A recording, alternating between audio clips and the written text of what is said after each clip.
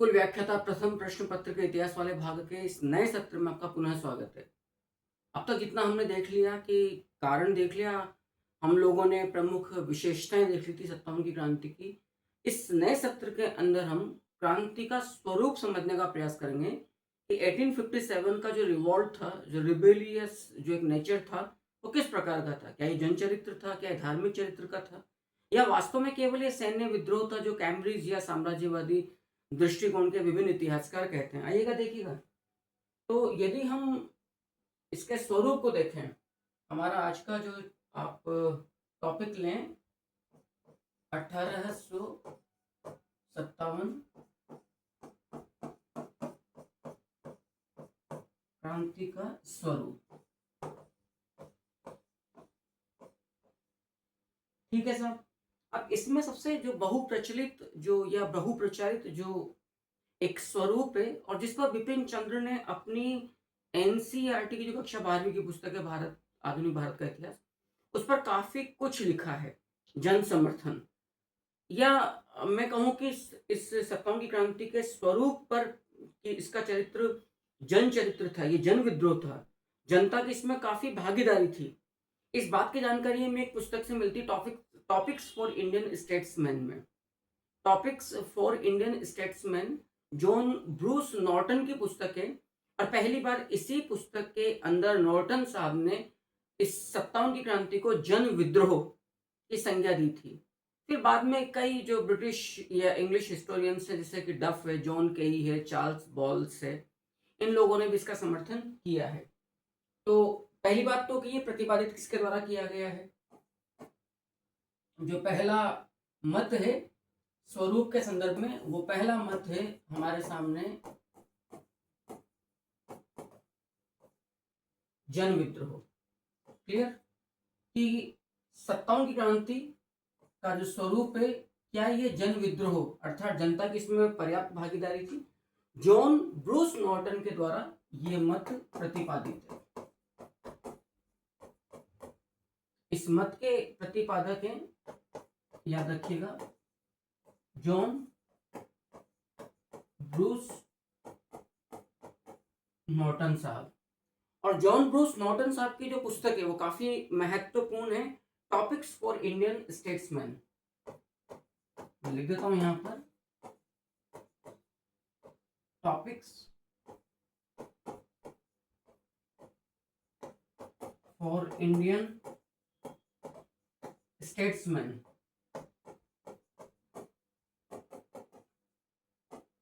ये पुस्तक John Bruce Norton के द्वारा लिखी गई है, और इस पुस्तक में जॉन ब्रूस नॉर्टन क्रांति का जो स्वरूप बतलाते हैं वो जन विद्रोह बतलाते हैं। अब सबसे महत्वपूर्ण बात यह कि इस मत के समर्थक कौन कौन से विद्वान हैं। डफ है, जॉन केई है, चार्ल्स बॉल्स है,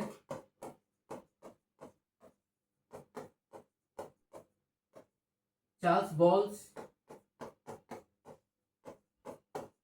जॉन केई एवं डफ ने भी इसका समर्थन किया है। और जो मैं आपसे बार बार जो बोल रहा हूं कि एक एनसीईआरटी की जो पुस्तक काफी हमारे यहाँ पर प्रसिद्ध आधुनिक भारतीय इतिहासकार हैं बिपिन चंद्र, उन्होंने भी इस मत का समर्थन किया है।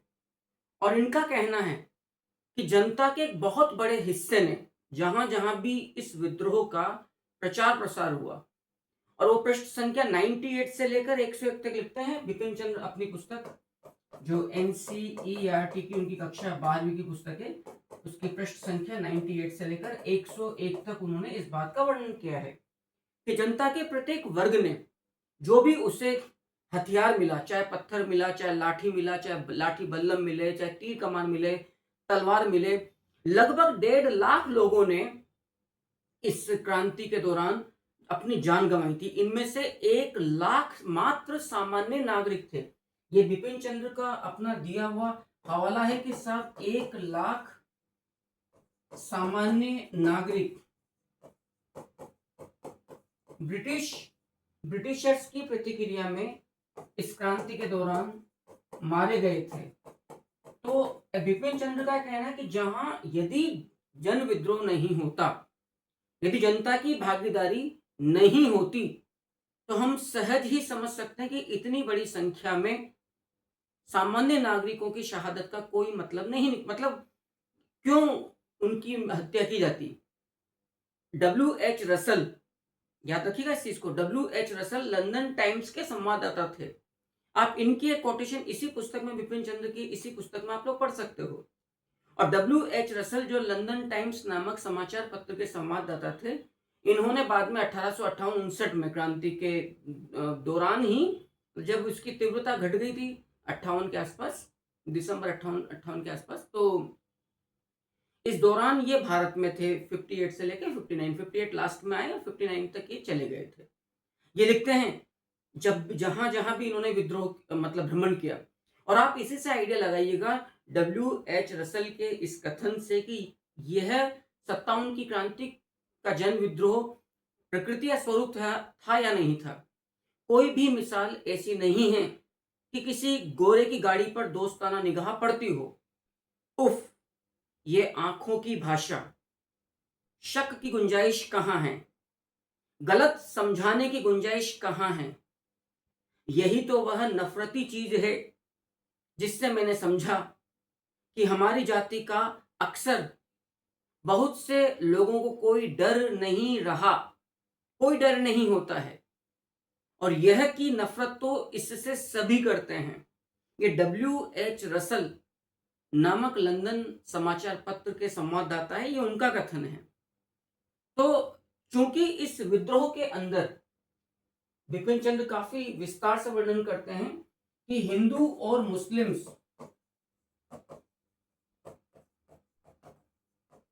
हिंदू मुस्लिम की एकताबद्ध भागीदारी सबसे विशिष्ट चीज थी। एकताबद्ध भागीदारी इस क्रांति के दौरान कंधे से कंधा मिलाकर, चाहे हिंदू हो चाहे मुस्लिम्स हो, इन सब ने गोरों का, ईआईसी का, ब्रितानी हुकूमत का विरोध किया था। तो जब जितना उन्होंने डॉक्यूमेंट्स का स्टडी किया, रिसर्च किया बिपिन चंद्र, उनका कहना बिल्कुल साफ है कि इस क्रांति की का स्वरूप बिल्कुल भी सांप्रदायिक नहीं था, यह जन विद्रोह था। यद्यपि तात्कालिक तौर पर इसको भारतीय सिपाहियों ने चर्बी वाले कारतूसों के प्रयोग के विरोध में आरंभ किया, लेकिन जहां पर भी ये सिपाही पहुंचे, क्योंकि मैं स्पष्ट कर चुका हूं, कमल और चपाती प्रतीक चिन्ह था, भारतीय जनता का इनको भरपूर समर्थन प्राप्त हुआ।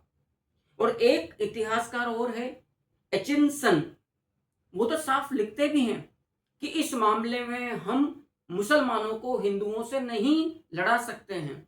अर्थात आप सोचो 57 की क्रांति तक क्या दौर था हमारी राष्ट्रीयता का, जो कम्युनल जो फाइबर था, जो हमारे यहाँ पर कहना चाहिए सेकुलर जो एक फाइबर था, कि आप जब भारतीय राष्ट्र की बात आएगी तो आप मुसलमानों को भारत से नहीं लड़ा सकते हैं। ये कथन है एचिंसन का। क्या लिखता है एचिंसन, जरा देख लीजिएगा। इस मामले में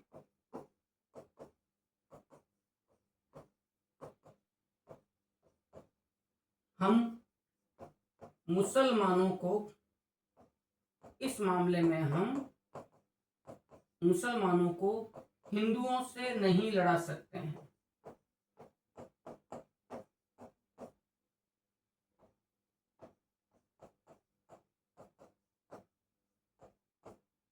हिंदुओं से नहीं लड़ा सकते। काफी महत्वपूर्ण ये कथन है। मैं दोबारा आपसे बार बार आग्रह कर रहा हूं, एचिंसन, मैं काफी एक गहराई के स्तर पर एक एनालिटिकल अप्रोच के साथ ये क्लासेस रख रहा हूं, क्योंकि जिस तरह के नेचर वाले क्वेश्चन अब आपके सामने आ रहे हैं, बहुत तो मुश्किल है कि डायरेक्ट फैक्ट बेस्ड क्वेश्चन आपके सामने आए और आप इजीली उन्हें कर सकें।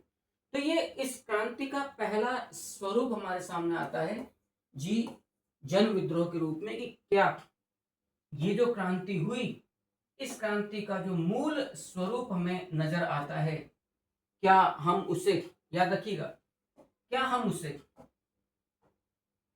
जन विद्रोह की संज्ञा दे सकते हैं? बिल्कुल हाँ जी।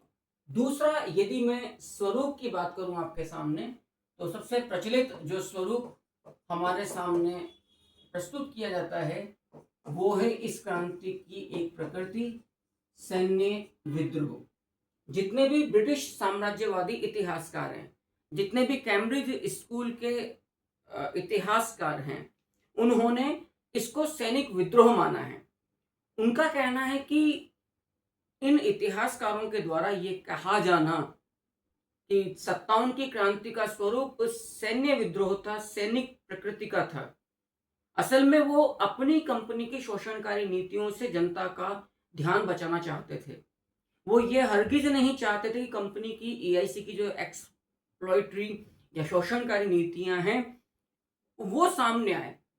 उन्होंने कहा था कि कुछ सैनिकों में एक असंतोष मात्र था, मात्र इस भ्रम के चलते कि गाय और सुअर की चर्बी वाले कारतूसों का प्रयोग करने के लिए उन्हें बाध्य किया गया। इसके अलावा न कोई धार्मिक असंतोष था, न जन सामान्य में कोई असंतोष था, न ही कोई आर्थिक नीतियों का कोई शोषण था।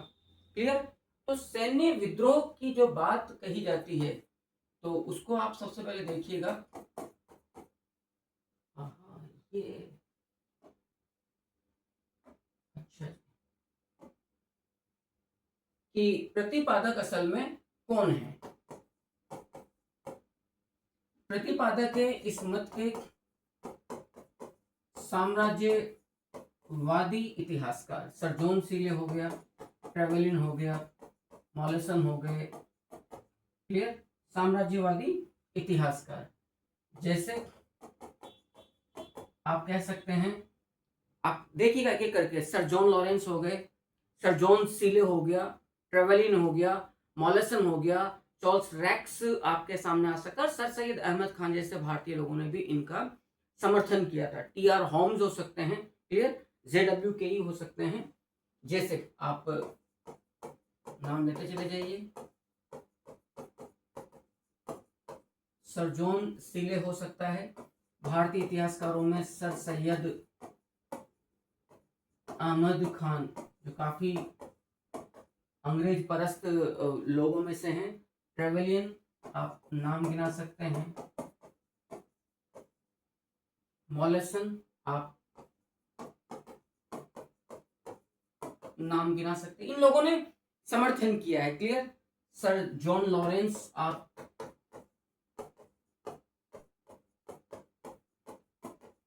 सर जॉन केई आप, ये भी काफी महत्वपूर्ण इतिहासकार है। ये याद रखना एक चीज आपको बहुत अच्छे से, डब्ल्यू के जॉन डब्ल्यू के। क्लियर? टीआर होम्स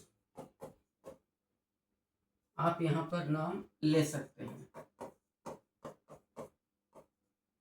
और मैं इसीलिए बार बार कह रहा हूं कि आप सिंपल एक तथ्यों के रूप में इन चीजों को मत लीजिए कि जी हमें सिर्फ पढ़ना है, मोटी मोटी बातें।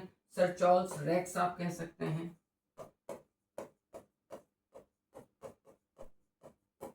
इन तमाम लोगों ने इस क्रांति को सैन्य विद्रोह घोषित किया है। अब उद्देश्य क्या था?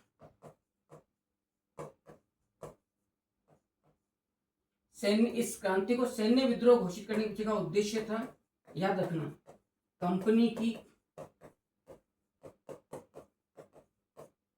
शोषणकारी नीतियों, जो एक्सप्लॉइटरी जो इनकी पॉलिसीज थी, का बचाव करना।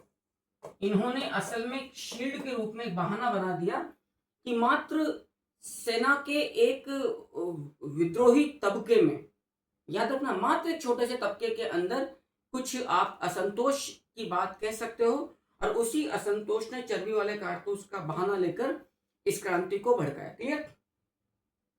यदि हम बात करें कि जिन भी इतिहासकारों ने कहा है कि असल में ये क्रांति सैन्य विद्रोह की प्रकृति की थी, तो इन इतिहासकारों के अपने मत क्या हैं? अब जैसे सर जॉन सीले ने बहुत साफ कहा कि ये राष्ट्रभक्ति रहित या राष्ट्रीयता की ओत प्रोत से हीन एकमात्र स्वार्थी सैन्य विद्रोह था, जिसमें स्थानीय नेतृत्व का पूरी तौर पर अभाव था। सर जॉन सर जॉन सीले के द्वारा ये कथन कहा गया है। राष्ट्रीयता या आप कहेंगे राष्ट्रभक्ति, राष्ट्रीयता या राष्ट्रभक्ति से रहित स्वार्थी सैन्य विद्रोह,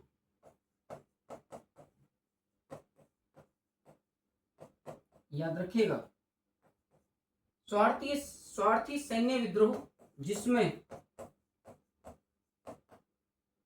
स्थानीय नेतृत्व का पूर्णतया अभाव था। स्थानीय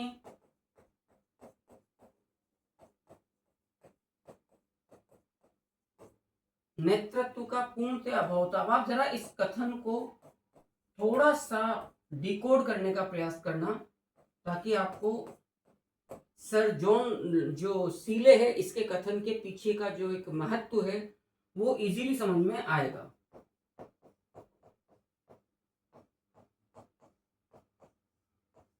ये कथन दिया गया सर जॉन सीले का। देखो क्या बोला इसने कहा कि एक तो राष्ट्रीयता या राष्ट्रभक्ति का पूरी तौर पर क्या था, अभाव था।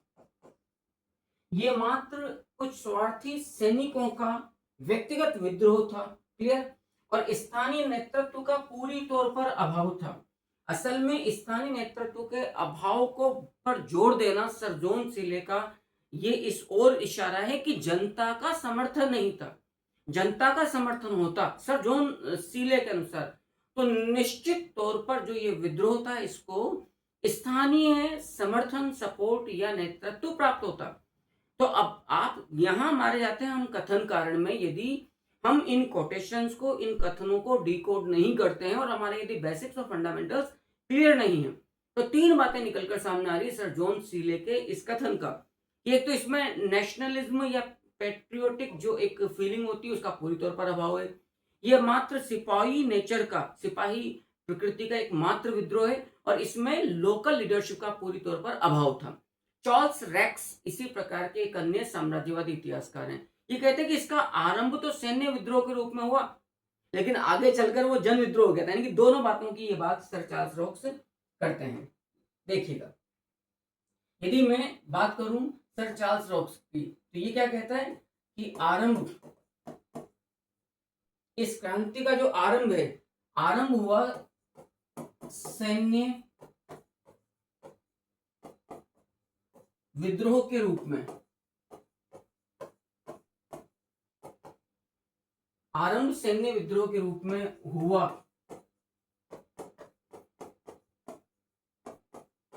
जो आगे चलकर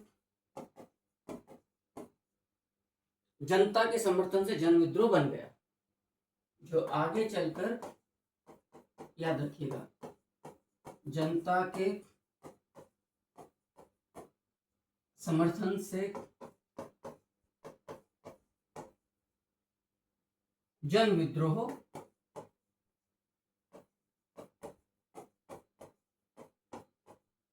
बन गया। ये कथन है सर चार्ल्स रेक्स का।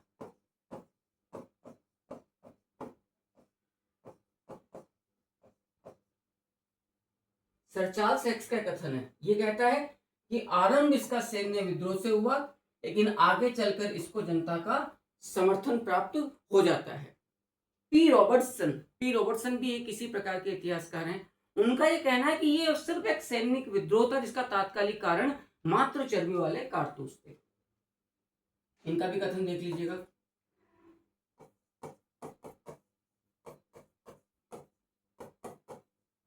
सैन्य विद्रोह जिसका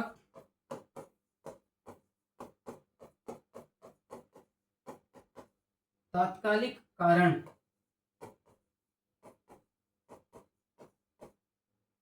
चर्बी वाले कारतूसों का विरोध था। चर्बी वाले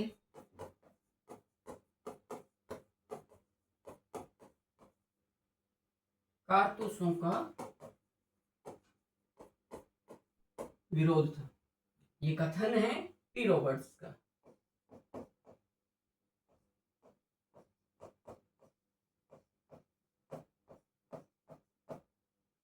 क्लियर है? आई थिंक आप लोग यहाँ पर अच्छे से समझ गए हैं। इसी प्रकार के एक और ब्रिटिश साम्राज्यवादी इतिहासकार हैं जे.डब्ल्यू. केई। अब जे.डब्ल्यू. केई की जो पुस्तक है ए हिस्ट्री ऑफ द सिपाही वॉर इन इंडिया 1864 के अंदर ये पुस्तक प्रकाशित हुई थी। क्लियर? इस पुस्तक में जे.डब्ल्यू. केई ने भी बहुत स्पष्ट तौर पर इसको सैनिक विद्रोह बतलाया है, क्योंकि बुक का नाम ही है, आप लोग देख लीजिएगा। तो जो पुस्तक का नाम हमारे सामने आता है ए हिस्ट्री ऑफ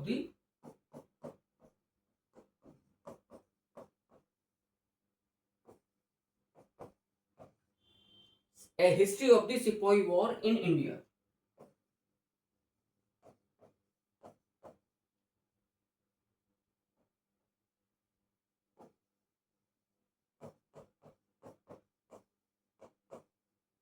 क्योंकि आपने जो सिपाही वॉर की जो एक बात यहाँ पे लिखी है, इससे बिल्कुल स्पष्ट हो जाता है कि जे.डब्ल्यू. केई का तो मत बिल्कुल स्पष्ट है कि जी ये जो पुस्तक है, मतलब जे.डब्ल्यू. केई का तो मानना ही यही कि सिपाही विद्रोह था। ये पुस्तक किसकी है? जे.डब्ल्यू. केई की, याद रखना। अक्सर आप लोग जानते हैं कि पुस्तकों से संबंधित क्वेश्चन हमारे सामने आ जाते हैं। अब एक बहुत महत्वपूर्ण एक नाम है इसी संदर्भ में जिन्होंने सैनिक विद्रोह बोला है। अब आपको वो बात पर सबसे अधिक गौर करना है और ध्यान रखना है। देखो, यदि हम जब बात करते हैं मात्र टीचिंग की या समझ की, एक प्रश्न यदि आपके सामने आ जाता है कि अंग्रेजों ने किस 57 की क्रांति के दौरान किस महान सेनानी को फौलादी शेर बोला था, क्या जवाब होगा आप लोगों का? और इसीलिए मैं बार बार कह रहा हूं कि बहुत ध्यानपूर्वक पढ़ते रहिए। मेरी स्पीड में एक टीचिंग की सबसे बड़ी कमी सिर्फ स्पीड को लेकर है, कारण कि मेरा जोर तथ्यों को सिर्फ लिखकर कंप्लीट करने में नहीं होता, आपको जड़ों तक समझाने में है। फौलादी शेर किसको बोला गया है? एक इंपॉर्टेंट मैं आपके सामने यदि यहाँ पर एक तथ्य दे दूं कि ब्रिटिशर्स ने, अंग्रेजों ने किस महान क्रांतिकारी को फौलादी शेर की संज्ञा से नवाजा है, तो याद रखना ये वही है, फैजाबाद का मौलाना अहमदुल्ला।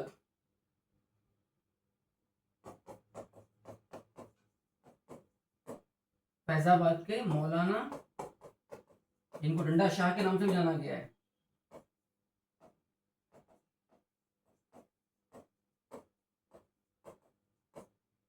अहमदुल्ला। ये इतने महत्वपूर्ण तथ्य हैं, लेकिन ये तो एक ठीक है, मुझे याद आ गया, मैंने आपके सामने लिख दिया। लेकिन अब एक महत्वपूर्ण प्रश्न और आता है कि वो प्रथम भारतीय व्यक्ति कौन है? Who was the first Indian writer जिसे 57 की क्रांति के कारणों पर विवेचना करते हुए एक पैम्फलेट, एक पर्चा जारी किया था, और उस पर्चे का नाम क्या था?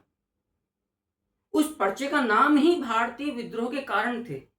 यानी कि आपने भारतीय विद्रोह के कारणों का काफी विशद गहराई से चर्चा की थी। जी हाँ, उनका नाम है बहादुर सर सैयद अहमद खान, और उन्होंने जो पर्चा जारी किया था उर्दू में, वो था असबाब ए बगावत ए हिंद।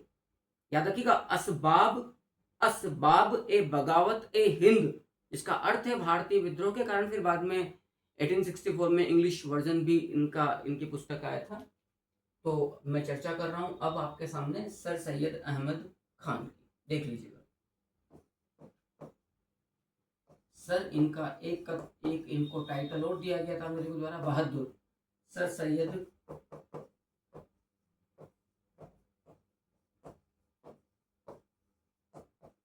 अहमद खान। इनके बारे में, क्योंकि मैंने पहले ही कहा, इन्होंने भी सैनिक विद्रोह बोला इस प्रकृति को कि जी इसका जो मूल कारण था इस क्रांति का, वो मात्र सिपाहियों का असंतोष था। ये याद रखना। इनके बारे में सबसे महत्वपूर्ण तथ्य, 1857 के गदर पर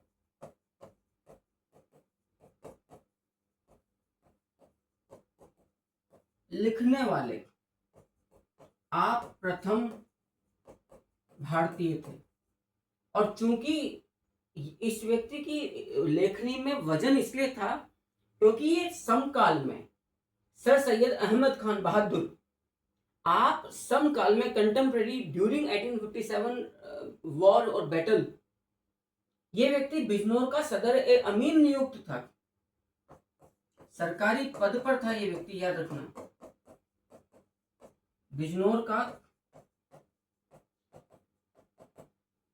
सदर ए अमीन नामक पद पर आप नियुक्त थे, ये सबसे महत्वपूर्ण बात है। तो आपने इस क्रांति के सैनिक कारणों पर चर्चा करते हुए एक पुस्तक लिखी, असबाब ए बगावत ए हिंद। पर्चा था असल में ये,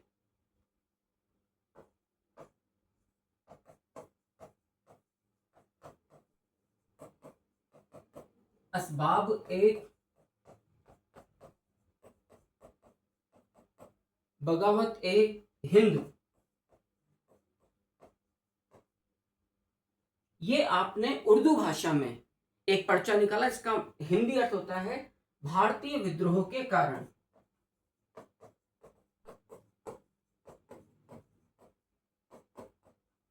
याद रखिएगा,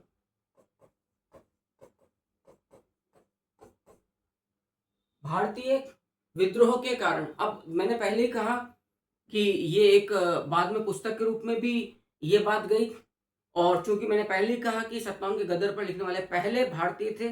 बाद में इनकी 1860 में, नॉट 64, 1860 में एक इंग्लिश लंदन से फिर ये पुस्तक प्रकाशित हुई थी, N essay on the causes of the Indian revolt. 1860 में फिर ये पुस्तक इनकी आई थी, यानी कि इसके भी नाम से ही प्रतीत है कि इन्होंने कारणों पर विशद चर्चा करी है। N essay on the causes of the Indian revolt 1860, इन्होंने ये एक इंग्लिश में पुस्तक लिखी है।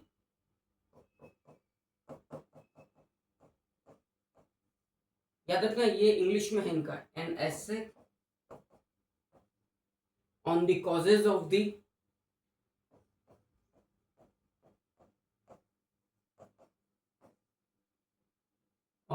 Indian revolt, sir Syed Ahmad Khan Bahadur, 1860 में। याद रखिएगा, ये इनकी एक पुस्तक हमारे सामने आती है। आई थिंक यहाँ तक की सारी बात आपको बहुत करीने से, बहुत अच्छे से समझ में आ चुकी है। सर सैयद अहमद खान ने भी इनका, याद रखिएगा, सैनिक कारणों पर ही चर्चा करी और कहा कि सत्तावन की क्रांति जो हुई है, इसके पीछे का जो मूल वजह है वो मात्र और मात्र सैनिकों का असंतोष है। और कुछ हम प्रमुख इसके क्रांति के स्वरूप पर चर्चा करने वालों की बात करते हैं। एक सज्जन है जिनका नाम है L.E.R. रीज। इन्होंने एक नया मोड़ दिया है इसको, एक नया ही टच देने का प्रयास किया। ये कहते हैं कि मुस्लिम धर्मांधता, इट वाज, ये कम्युनल रूप दिया गया कि क्रिश्चियनिटी या ईसाइयत के विरुद्ध ये विद्रोह था, के विरुद्ध ये युद्ध था धर्मांधता का। तो L.E.R. रीज का अपना एक मत है। ये कहते हैं, इनका ये मानना है, धर्मांधता का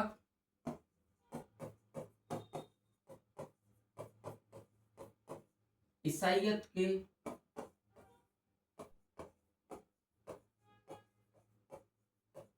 विरुद्ध युद्ध। ऐसा मानने वाले जो सज्जन हैं वो हैं L.E.R.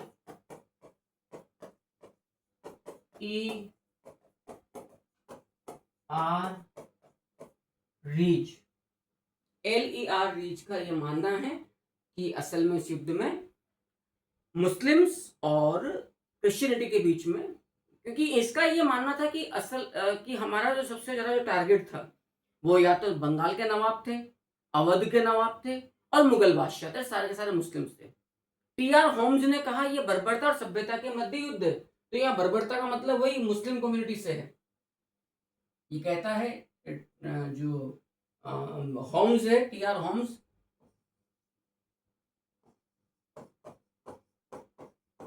बर्बरता एवं सभ्यता के मध्य युद्ध, ये कहने वाले सज्जन है T.R. होम्स।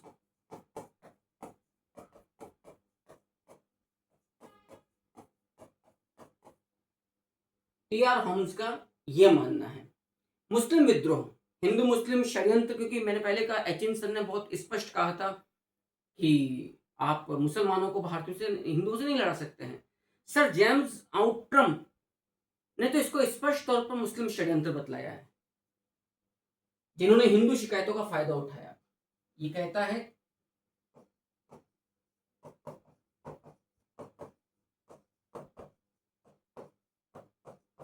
मुस्लिम षड्यंत्र जिसने हिंदू शिकायतों का फायदा उठाया।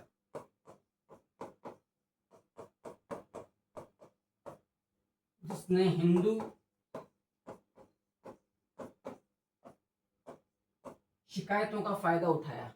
ये कहने वाले जो इतिहासकार हैं, साम्राज्यवादी इतिहासकार हैं, वो हैं टी.आर. होम्स। यानी कि टी.आर. होम्स की यदि मैं मानूं तो ये हिंदू मुस्लिम मिली भगत षड्यंत्र था। रॉबर्ट्स और कोपलैंड का मानना है कि ये शुद्ध रूप में मुस्लिम विद्रोह था। याद रखना।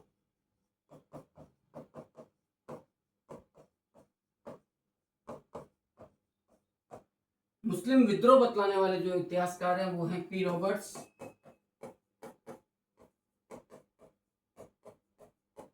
एवं आर. कोपलैंड।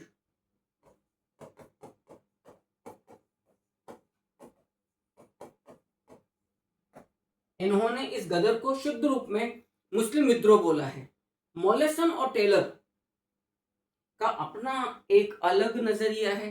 ये कहता है कि असल में 1857 की क्रांति हिंदू मुस्लिम संयुक्त प्रयास था। आप नोटिस करना, ये इंपॉर्टेंट है। सर जेम्स आउट्रम, नहीं नहीं नहीं, यही गलती हो गई ना आपसे। यस, एक छोटा सा करेक्शन है भैया अपना। Sir James Outram.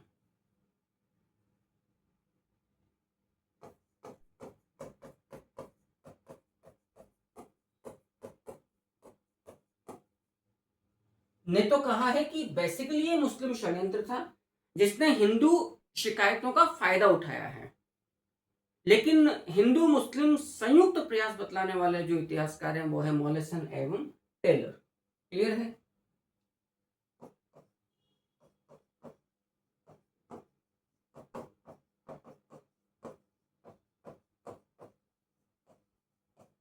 हिंदू मुस्लिम संयुक्त विद्रोह किसके द्वारा बतलाया गया है? टेलर। याद रखना, क्योंकि ये छोटी छोटी बातें हैं जो आपको आपको कहना कहते हैं ना, सुमेलित कीजिए। एक तरफ हिस्टोरियंस के लिस्टर, एक तरफ उनके द्वारा दिए गए मत या कथन कारण चुनिएगा। तो टेलर एवं मॉलेसन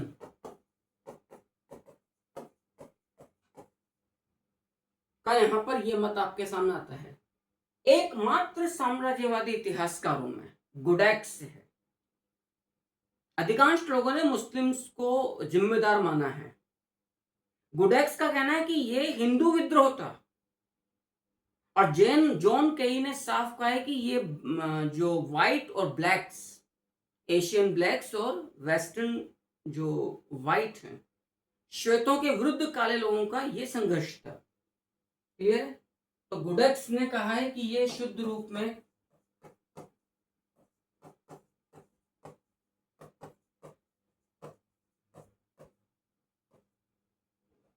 हिंदू विद्रोह था। अब आप आइडिया लगाइएगा कि ये तथ्य अपने आप में कितना महत्वपूर्ण हो जाता है यदि ये प्रश्न आ जाता है कि निम्न में से किस इतिहासकार ने 1857 के गदर को स्पष्ट तौर पर हिंदू विद्रोह बतलाया है। आपका आंसर होगा गुडैक्स। जबकि जॉन केई ने इसको कहा है कि श्वेतों के विरुद्ध काले लोगों का संघर्ष। जबकि विलर एक अलग बात कहते हैं कि जो एशियंस का जो स्वभाव है कि वो जिस थाली में खाते हैं उस थाली में छेद करते हैं, एहसान फरामोश कौम है, उस पर विलर अपनी बात कहते हैं। जॉन केई का क्या मानना है? जॉन केई का मानना है कि असल में सर जॉन केई ये श्वेतों के विरुद्ध, वाइट्स जो हैं, यूरोपीय श्वेतों के विरुद्ध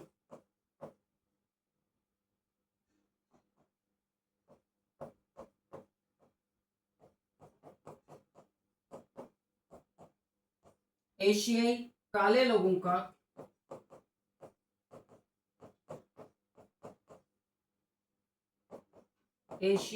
लोगों का ये क्या है, विद्रोह। ये कथन है जॉन केई। और विलर क्या कहता है? विलर का साफ कहना है कि यह विद्रोह, याद रखिएगा, एशियाई मूल स्वभाव का परिचायक है। एशियाई मूल स्वभाव का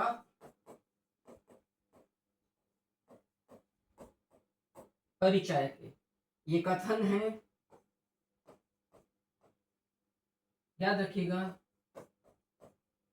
विलर का अपना ये मानना है।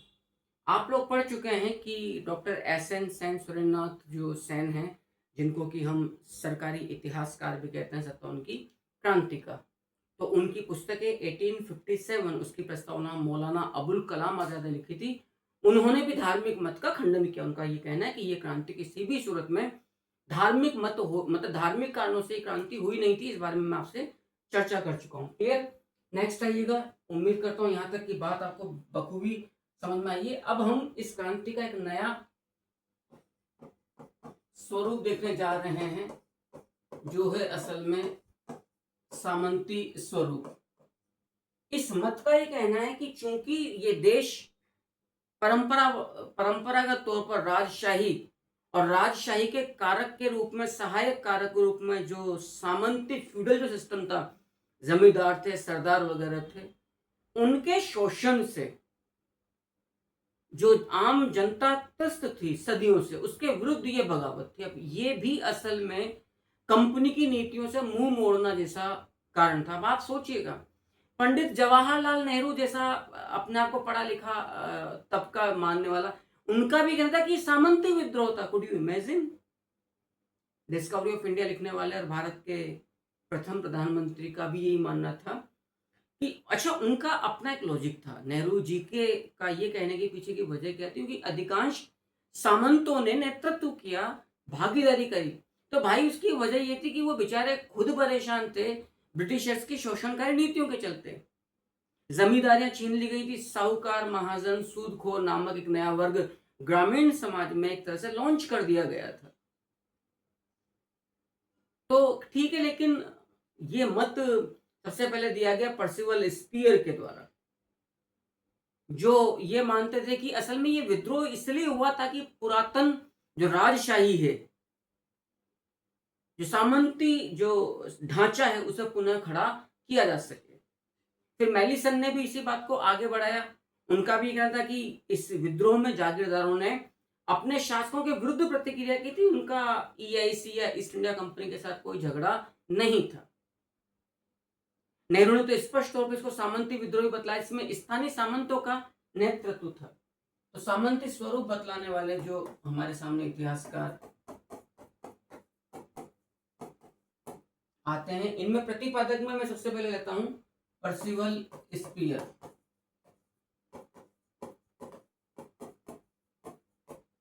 पर्सिवल स्पीयर का क्या कहना था? रजवाड़ों एवं सामंती ढांचे का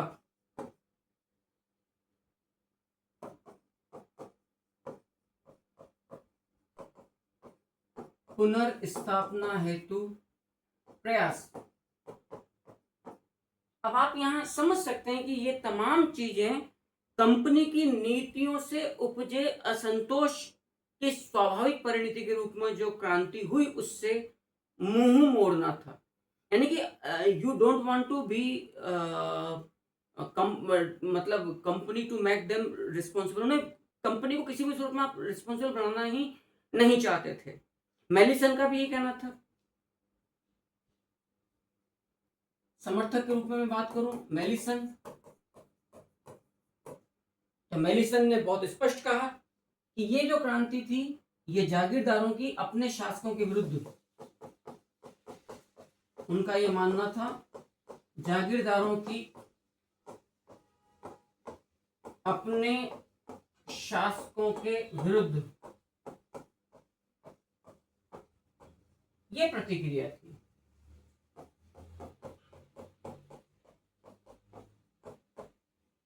जागीरदारों की अपने शासकों के विरुद्ध ये प्रतिक्रिया थी। और यदि मैं जवाहरलाल नेहरू की बात करूं, इसको स्पष्ट तौर पर उन्होंने सामंती विद्रोह बोला है, जिसमें स्थानीय सामंतों का विद्रोह का नेतृत्व था, जिन्होंने जनता की भावना का प्रयोग किया। क्लियर है? यदि हम आए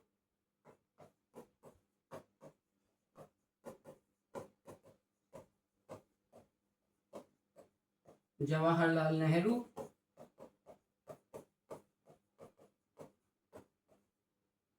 डिस्कवरी ऑफ इंडिया में ये लिखते हैं कि ये मात्र सामंती विद्रोह था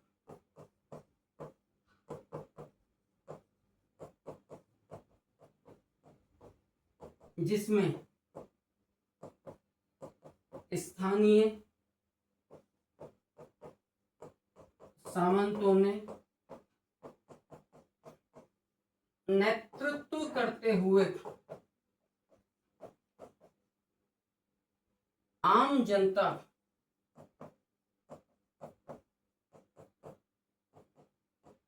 की भावनाओं का अपने पक्ष में दोहन किया,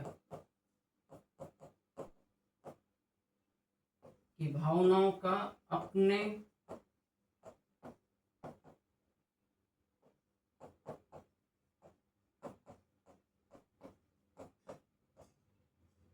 पक्ष में दोहन किया। ये सामंती स्वरूप बतलाने का प्रयास किया। लेकिन एक मार्क्सिस्ट हिस्टोरियन है पूर्णचंद्र जोशी, पीसी जोशी,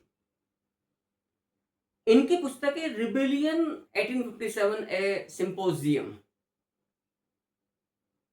इस पुस्तक में ये सामंती स्वरूप का खंडन करते हैं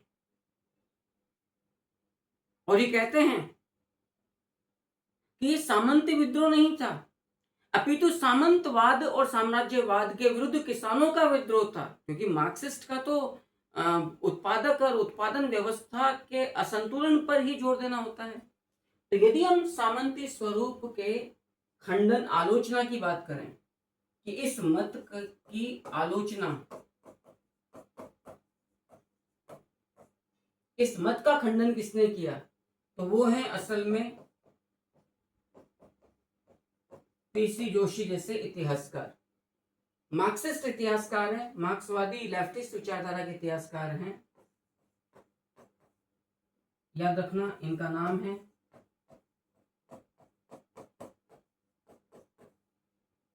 पूर्णचंद्र जोशी। और आपकी जो पुस्तक है रिबेलियन 1857 ए सिंपोजियम, क्लियर? आपने जो पुस्तक लिखी है मैं लिख देता हूं आपके सामने, रिबेलियन 1857 ए सिंपोजियम। उसमें आप साफ लिखते हैं कि सामंतवाद एवं ब्रिटिश साम्राज्यवाद के विरुद्ध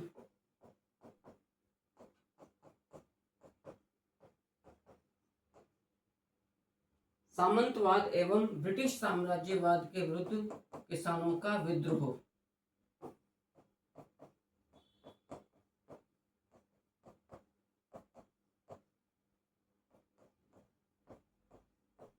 के विरुद्ध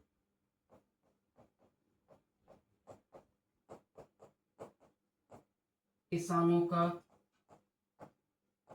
विरोध अथवा विद्रोह, ये मत दिया गया पूर्णचंद्र जोशी के द्वारा।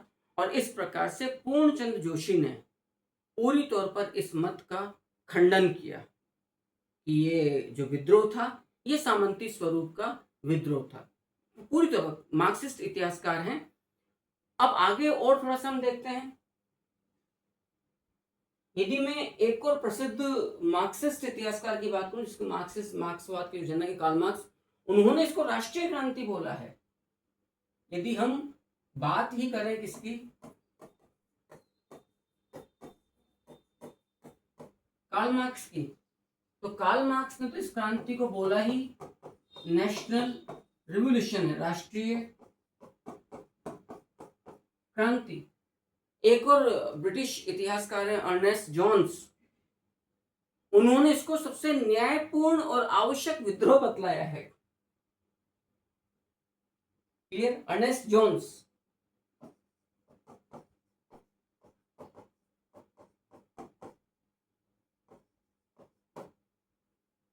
सबसे सर्वाधिक न्यायपूर्ण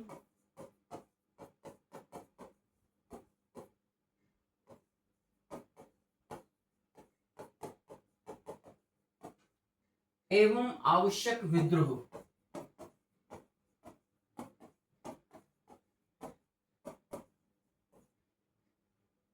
सर्वाधिक न्यायपूर्ण एवं आवश्यक विद्रोह बतलाने वाले जो इतिहासकार हैं वो हैं अर्नेस्ट जोन्स।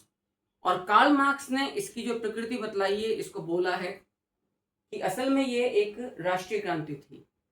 अशोक मेहता और जो कंजर्वेटिव पार्टी थे ब्रिटेन के, उसके जो नेता हैं बेंजामिन डिज़रायली, उन्होंने इसको राष्ट्रीय विद्रोह बतलाया है। क्लियर है? नेक्स्ट आइएगा।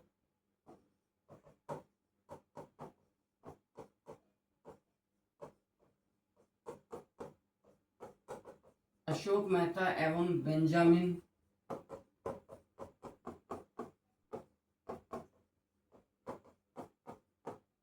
डिज़रायली, ब्रिटिश कंजर्वेटिव पार्टी के नेता। इनका यह मानना है कि असल में ये एक कुछ भी नहीं, मात्र केवल राष्ट्रीय विद्रोह था। अशोक मेहता, हाँ, अशोक मेहता की जो पुस्तक है वो है the great rebellion. Ashok Mehta की जो पुस्तक है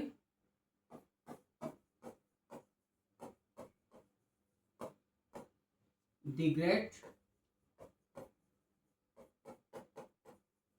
रिबिलियन। अच्छा, बेंजामिन डिज़रायली का जो कथन है वो अपने आप में बहुत कुछ कहता है। बेंजामिन डिज़रायली ने 27 जुलाई 1857,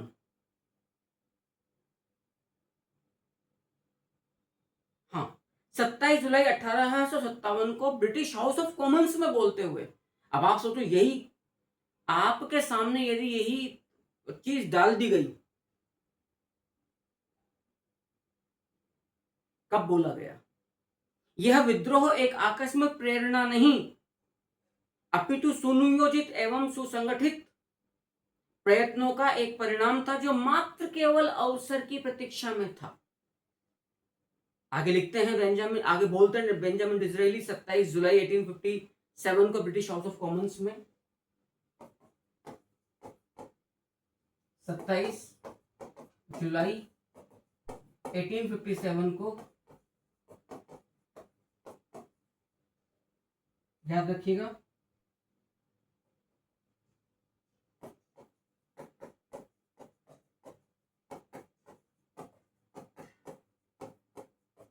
ब्रिटिश हाउस ऑफ कॉमन्स में बोलते हुए कहते हैं कि यह विद्रोह एक आकस्मिक प्रेरणा नहीं था, एक सुनियोजित और सुसंगठित प्रयत्नों का, एक दीर्घजीवी प्रयत्नों का एक परिणाम था, जो मात्र केवल अवसर की प्रतीक्षा में थे।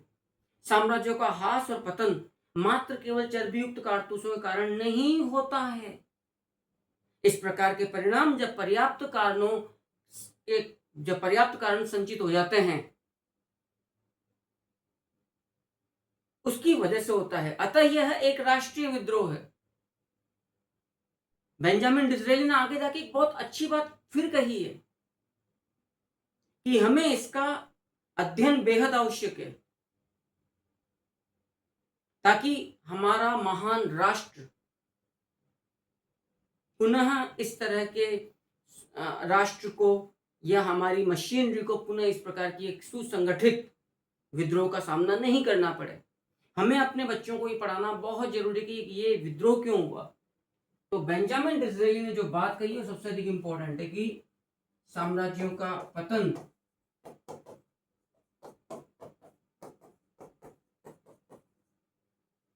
मात्र केवल चर्बी वाले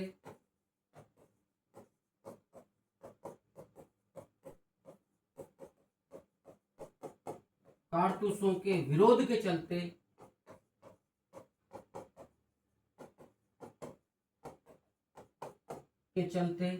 नहीं होता है।